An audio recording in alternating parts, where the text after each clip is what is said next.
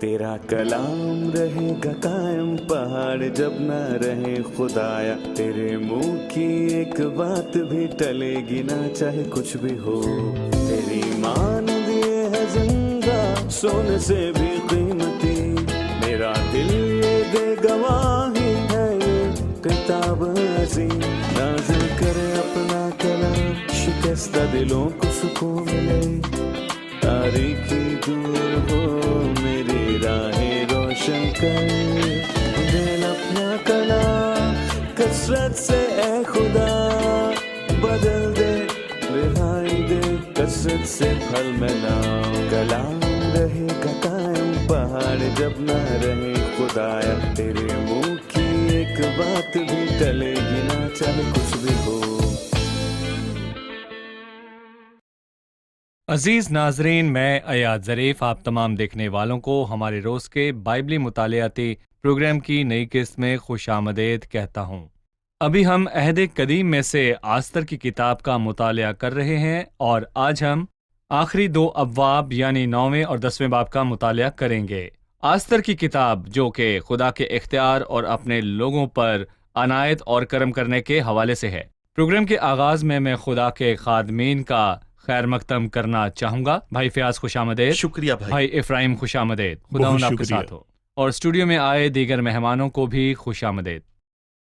भाई इससे पहले कि हम 9वें और 10वें बाब पर जाएं, मेरा 8वें बाब के हवाले से एक सवाल अभी भी बाकी है।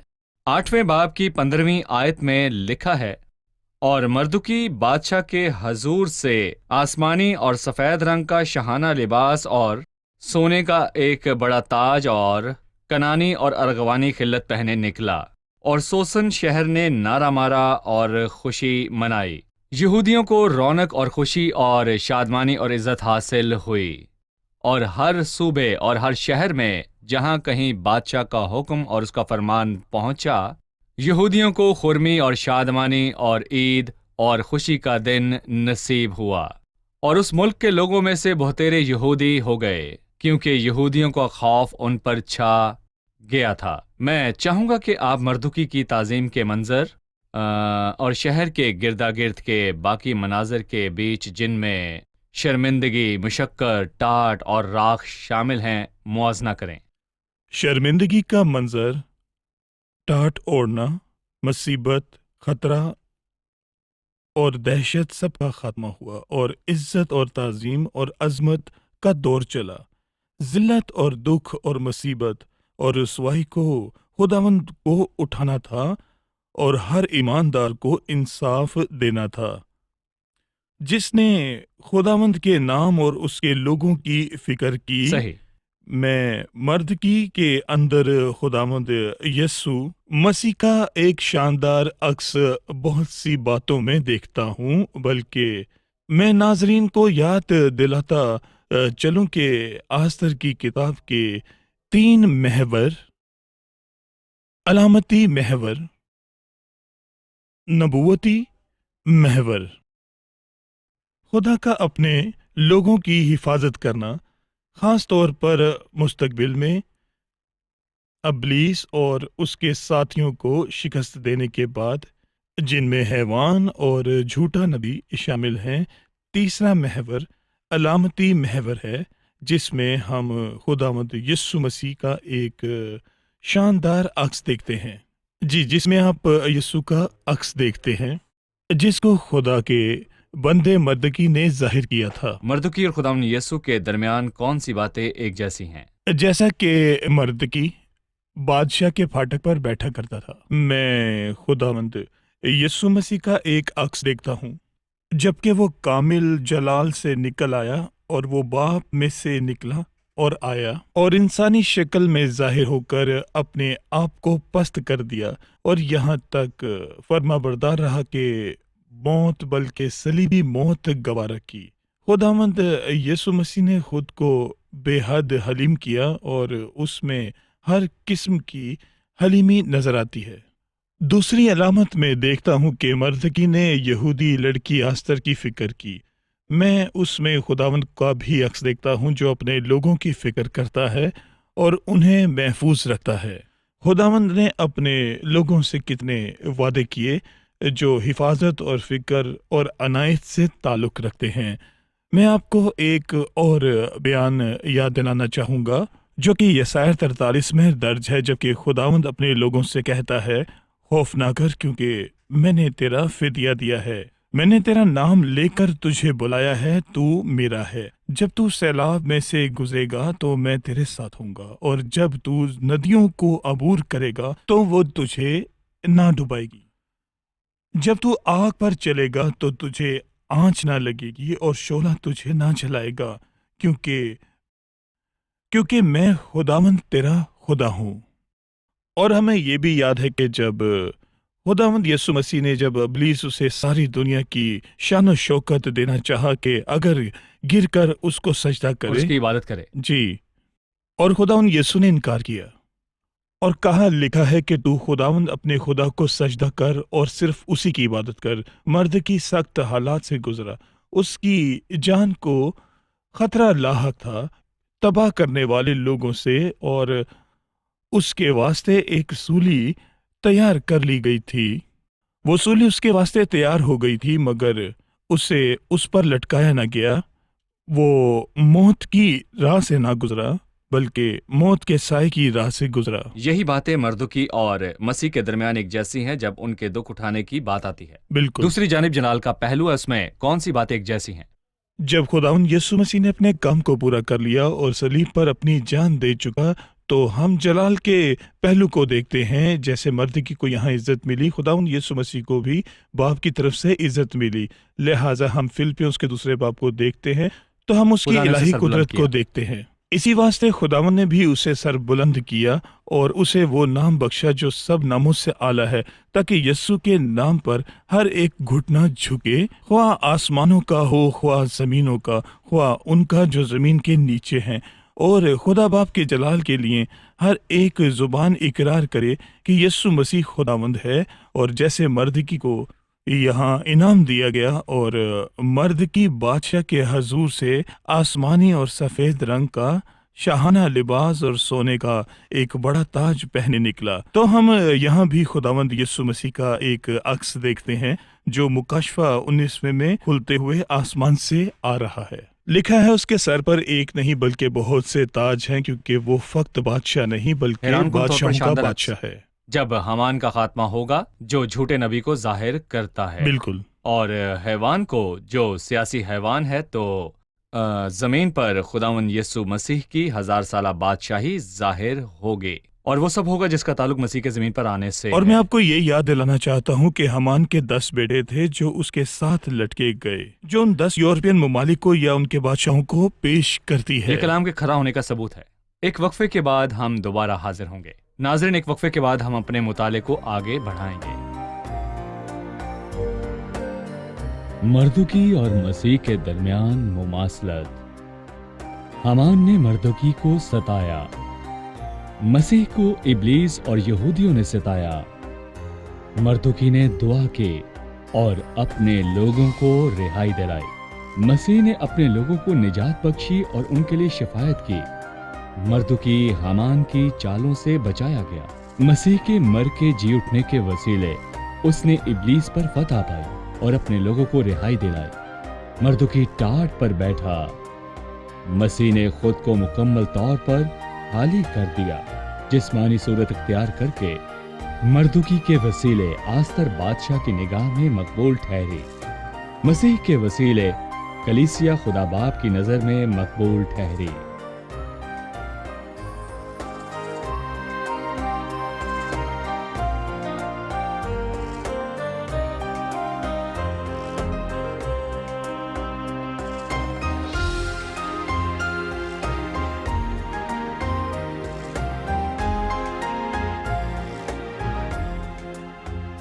خوش آمدید۔ آئیے اپنے مطالعے میں آگے بڑھتے ہیں۔ ہم آستر کی کتاب اس کے 9ویں اور 10ویں باب کا مطالعہ کر رہے ہیں۔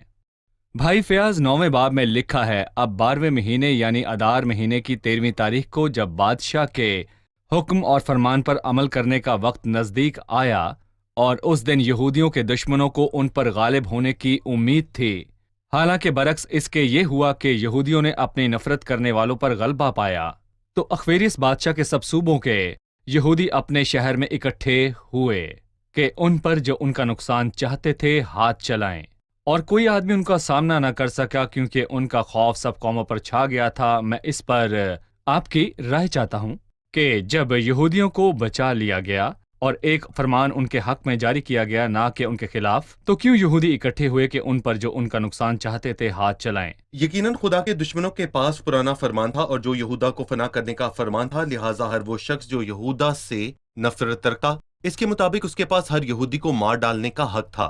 लेकिन एक नया फरमान जारी हुआ जो कहता है कि यहूदी को दिफा करने का हक है। यहूदी उस फरमान का फायदा उठाएंगे, लिहाजा मैं कहूंगा इसका इन्हसार यहूदियों और उनके मुस्बत रवैयों पर और खुद के दिफा पर था।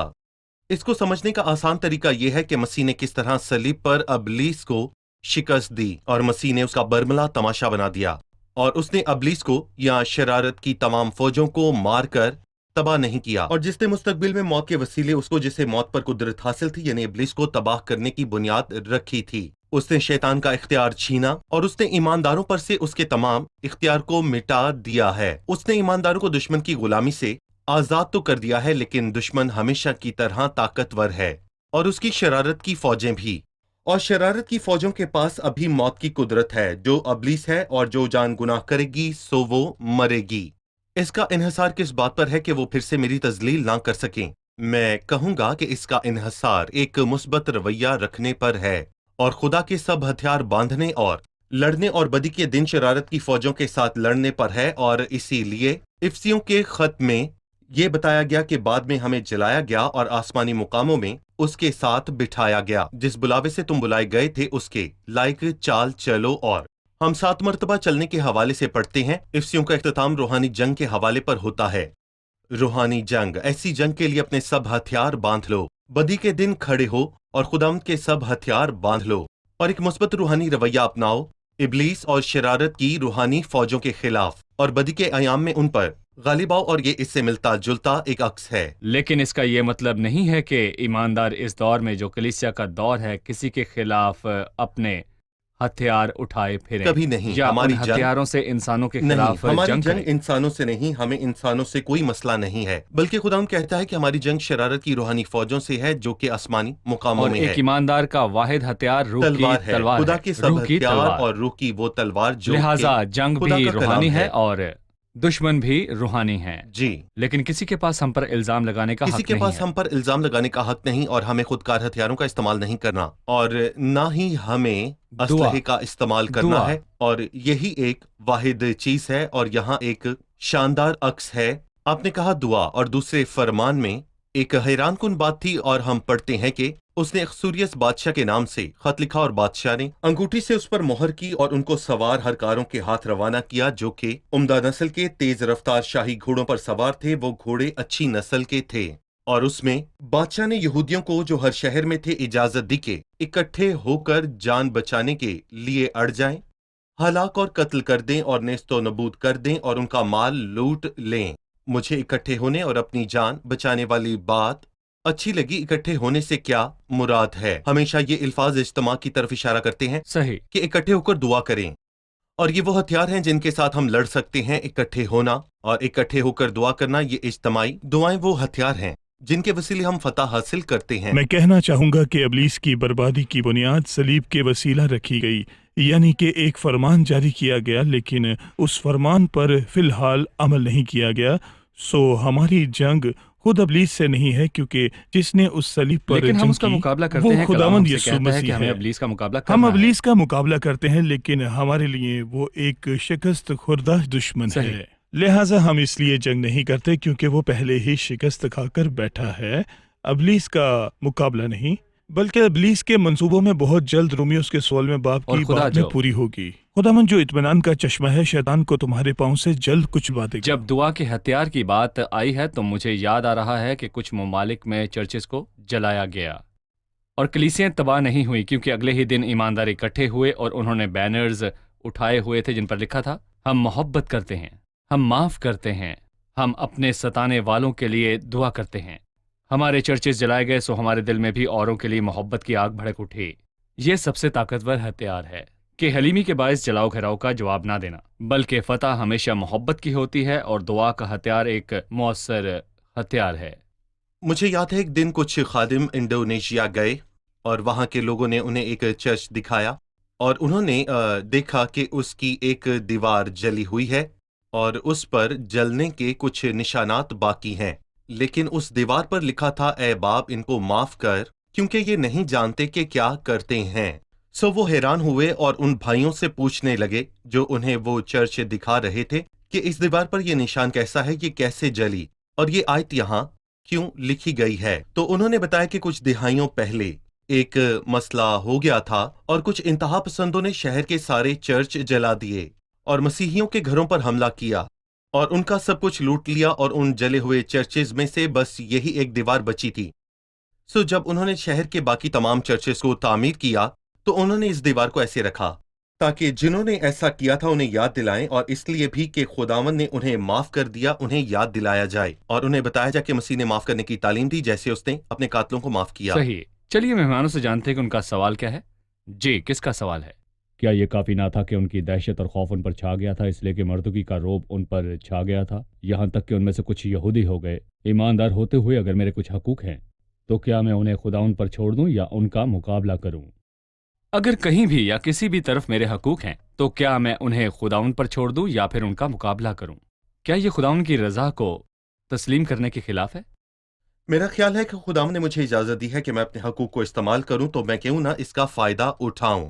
پالوس رسول قید خانہ میں تھا جب خداوند نے اسے فلپی سردار کو نجات دینے کے لیے استعمال کیا، تو اگلے دن وہ کیوں کر قید میں رہے اور وہ کیوں کر اس کی تحقیر کریں؟ تو اس نے انہیں رومی شہریت دی اور انہیں بتایا کہ وہ رومی شہری ہیں۔ ہم کو جو رومی ہے قصوروار ثابت کیے بغیر اعلانیہ پٹوا کر قید میں ڈالا اور اب چپکے سے نکالتے ہیں، بلکہ انہیں آنا چاہیے اور آ کر ان سے معذرت کرنی چاہیے۔ اس نے اس اختیار کا استعمال کیا جو اس کے پاس موجود تھا تاکہ اپنا حق طلب کرے، اور اس نے کہا لہٰذا یہ غلط نہیں ہے، اس سے میرے ایمان کو کچھ نہیں ہوتا اگر میں قانوناً حق مانگ اور رہا جبکہ ہوں۔ میں اپنے حقوق کے لیے قانون کے مطابق چل رہا ہوں تو میں خداوند کے تابع یقیناً ہوں۔ میں نے خداوند کو آگے رکھا ہے اور خداوند کے تابع ہوں۔ وہ حکمرانوں کے دلوں پر اختیار رکھتا ہے۔ لیکن اگر میرے پاس اپنے لوٹے ہوئے حق کو پانے کے لیے کوئی قانونی راستہ نہیں ہے تو میں کیا کروں؟ اور اپنے مال کا لوٹا جانا بھی خوشی سے قبول کیا۔ ہم نے مسیح سے سیکھا، اس نے اپنے آپ کو سچے انصاف کرنے والے کے سپرد کیا۔ تب اس نے کہا میں نے بے فائدہ مشقت اٹھائی، میں نے اپنی قوت بے فائدہ بطالت میں صرف کی، تو بھی یقیناً میرا حق خداوند کے ساتھ اور میرا اجر خداوند کے پاس ہے۔ اچھا ہے کہ ہم اس موضوع پر غور کر رہے ہیں کیونکہ کچھ لوگ انتہا پسند ہو جاتے ہیں، کچھ کہتے ہیں کہ آنکھ کے بدلے آنکھ، اور وہ اپنے حقوق کے لیے کچھ بھی کر سکتے ہیں، اور باقی یہ دعویٰ کرتے ہیں کہ وہ مسیحی ہیں، سو یہ ان کی قسمت ہے کہ ان کی تحقیر ہو اور ان کے ساتھ غلط ہو اور ان کے حقوق کو لوٹا جائے۔ لیکن کلام یہ سکھاتا ہے کہ تمام قانونی راستے میرے لیے ایک الہی منصوبہ ہیں جس کے ذریعے میں خدا پر بھروسہ کر سکتا ہوں۔ اگر قانون مجھے انصاف دلاتا ہے، اگر قانون میرے ساتھ ہے، آمین، تب میری دعاؤں کا جواب آ چکا ہے۔ اگر اختیار والوں سے مایوسی ہی ملی ہے تو میں خود کو سچے انصاف کرنے والوں کے سپرد کرتا ہوں، لیکن سب باتوں میں میرے لیے دروازہ کھلا ہے۔ اپنے کرم کے وسیلے خداوند میرے نکلنے کی راہ پیدا کرتا ہے تاکہ میرے حقوق مجھے ملیں۔ مجھے نہیں لگتا کہ ایمانداروں کو لوگوں کے ہاتھوں ذلیل ہونا چاہیے۔ جو کوئی تیرے دائنے گال پر تماچا مارے دوسرا بھی اس کی طرف پھیر دے۔ لوگ اس آیت کی تشریح غلط کرتے ہیں۔ اگر میرا حق ہے تو مجھے بولنا چاہیے کچھ غلط کیے بغیر، اور میں ہمیشہ غور کرتا ہوں کہ مسیح نے پینتس پلاطس کے سامنے پیشی کے دوران جب ایک نوکر نے اس کے گال پر تماچا مارا تو خداوند نے یہ کہہ کر اعتراض کیا کہ اگر میں نے برا کہا تو اس برائی پر گواہی دے، لہٰذا میرے پاس غلطی کیے بنا اعتراض کا حق ہے۔ صحیح۔ یہاں پر ہم ایک چھوٹا سا وقفہ لیں گے اور وقفے کے بعد اپنے مطالعے کو آگے بڑھائیں گے۔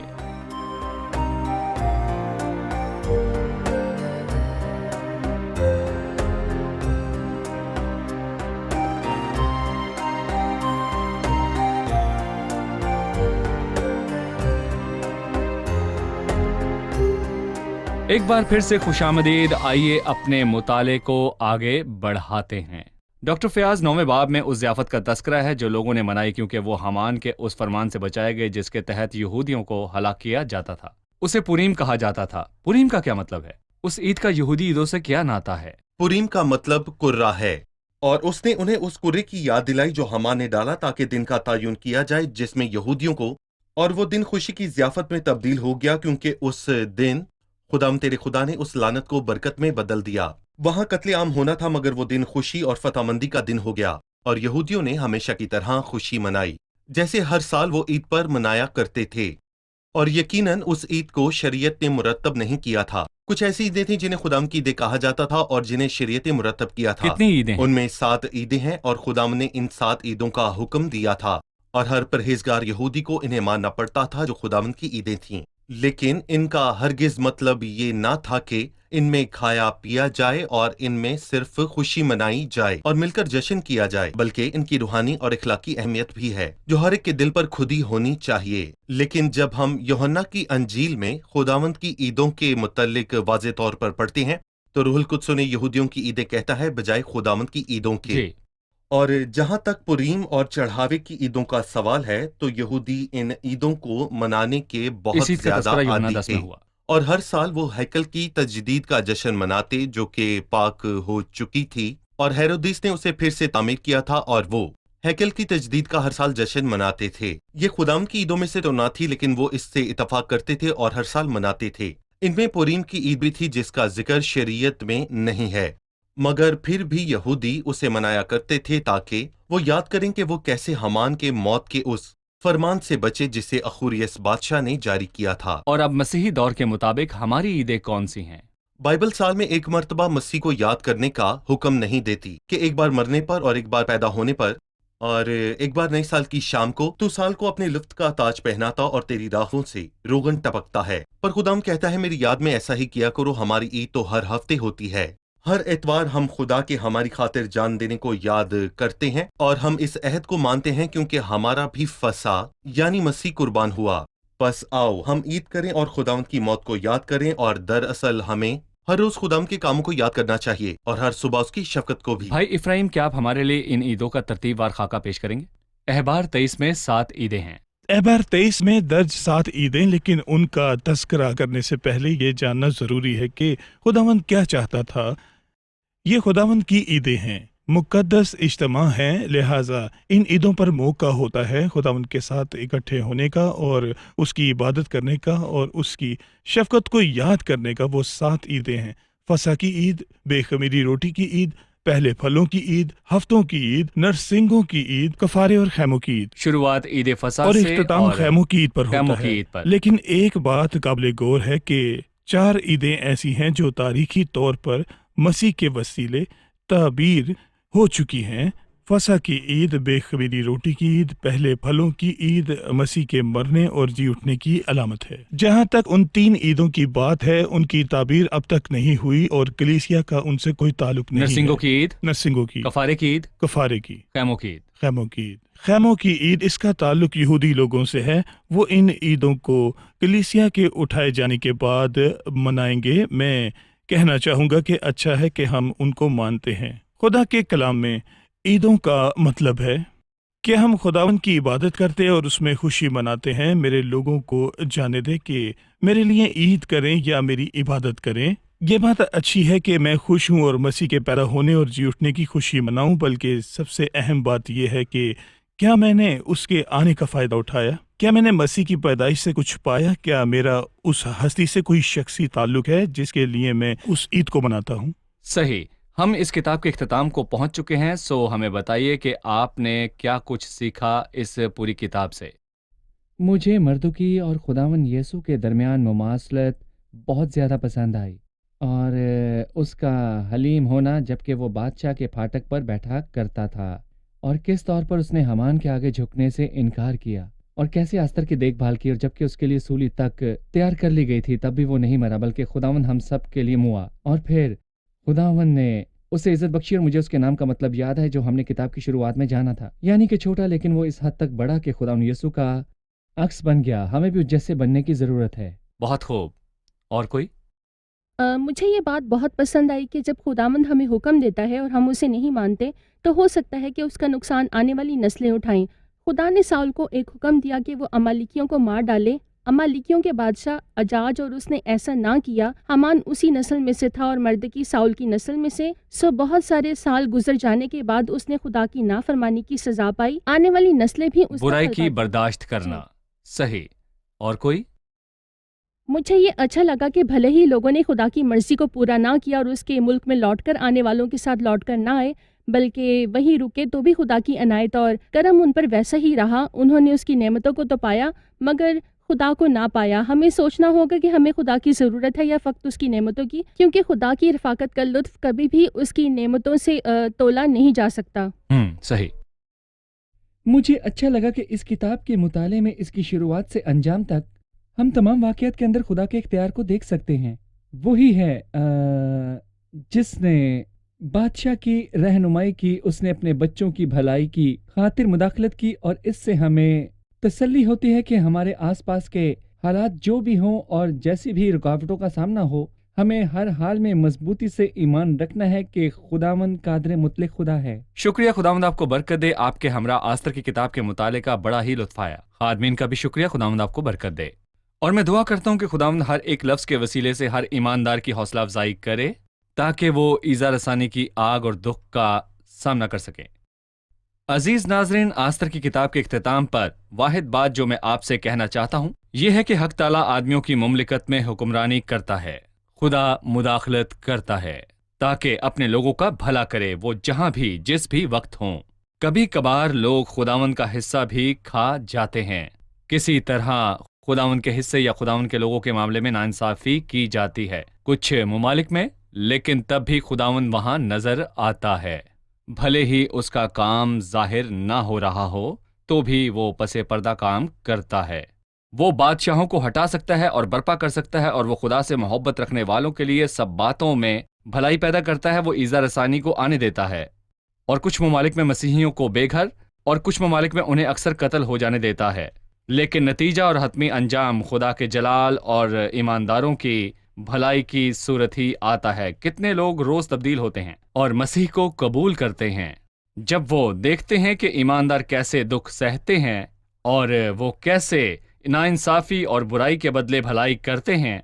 कितने लोग और हौसला अफजा गवाहियां हर रोज कायम होती है। वो कहते हैं, जब हमने देखा कि मसीहियों को बेघर किया गया लेकिन उन्होंने माफ कर दिया, उनके चर्चिस को जलाया जाता है लेकिन वो अपना बुरा करने वालों के लिए दुआ करते हैं, तो हम बदल गए और हमने मसीह को कबूल किया। तो क्या ये फतामंदी नहीं है? मेरे ईमानदार भाई मजबूत हों और तसल्ली रखें कि आसमानी कुमक आपके लिए है। सारा आसमान आपकी तरफ है और कोई भी कभी भी कलीसिया को तबाह नहीं कर सकता, क्योंकि खुदावंद ने कहा ये नस्ल दर नस्ल कायम रहेगी और इस चट्टान पर मैं अपनी कलीसिया तामीर करूंगा और आलमे अरवा के दरवाजे उस पर गालिब ना आएंगे।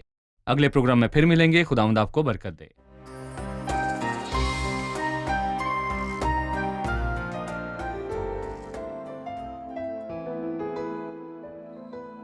तेरा कलाम रहेगा कायम पहाड़ जब ना रहे खुदाया। तेरे मुंह की एक बात भी टलेगी ना चाहे कुछ भी हो। तेरी मान दिए है जिंदा सोने से भी कीमती। मेरा दिल ये दे गवाही है ये किताब अज़ीम। नाज़िल करे अपना कलाम शिकस्ता दिलों को सुकून मिले। तारीकी दूर हो मेरी राहें रोशन कर।